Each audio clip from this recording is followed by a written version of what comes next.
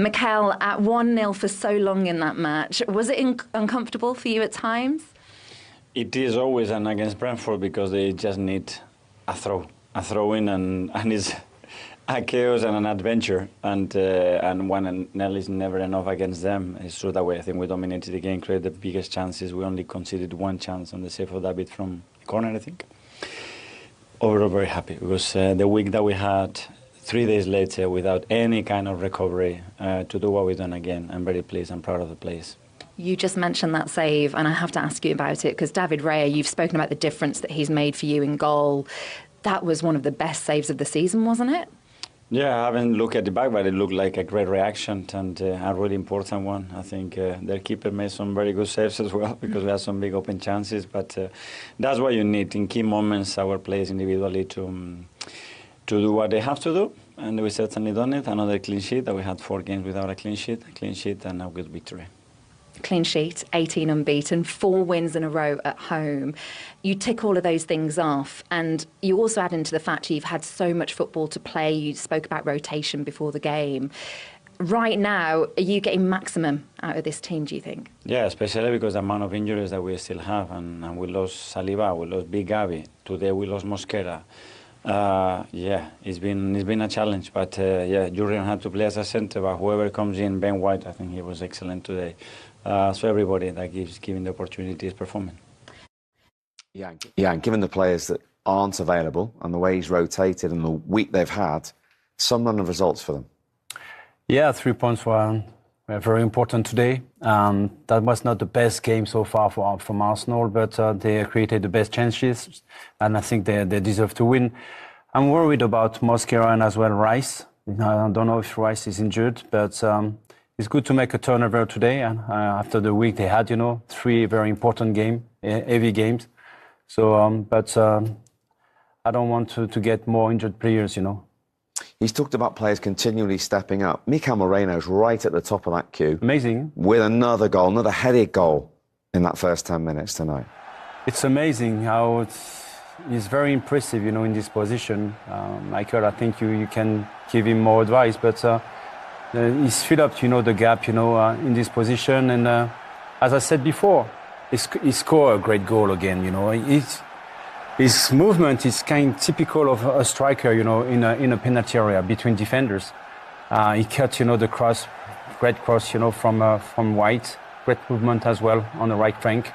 And his finishing is great because he's typical of a striker, He's cutting the edge on the first post, and he anticipates, the movement of this defender, and the finishing is great. So Chokeres must ask himself what I'm doing on the bench. That's 11 he's got for club and country this season, Mikel Moreno. Exactly, and we never really had him down as a regular goalscorer until sort of the last year or so, and he's really stepped up to the plate. I mean, I love the timing of that run, and he's got that. He's very good in the air. There's lots of people that can head the ball if they're unchallenged, but when you time a run like that, it's got to be so precise. Like, you can make your run early and you'll end up way past the near post, or you'll end up pushing on to the next defender. So you're trying to find a gap in between, like a 2-yard gap, and you've got to time that to perfection, literally passing the defender as the ball is just about to land on the defender's head, and you nip in front and nod it in. And that timing is so difficult.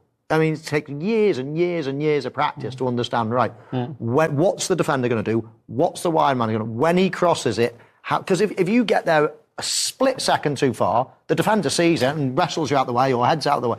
You've got to almost catch him, bang, in the last split second, just nip in front of him and score. And it's a very difficult skill. People look at that and think it was a reasonably easy header.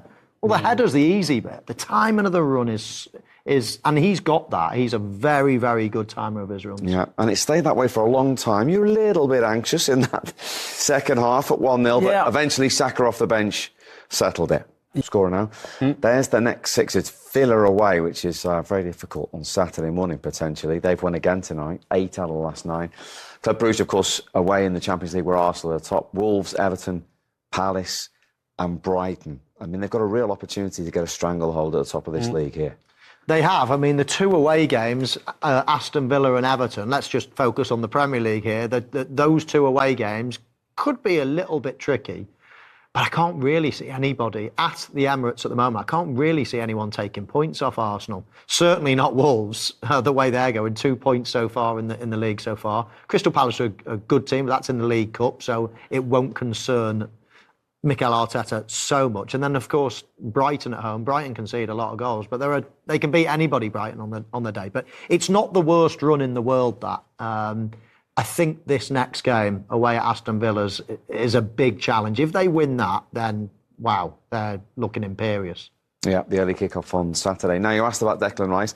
Mikel Arteta has said he will be assessed tomorrow. Mosquera left the game with injury. I hope it's not that bad, for him, because this guy is so important.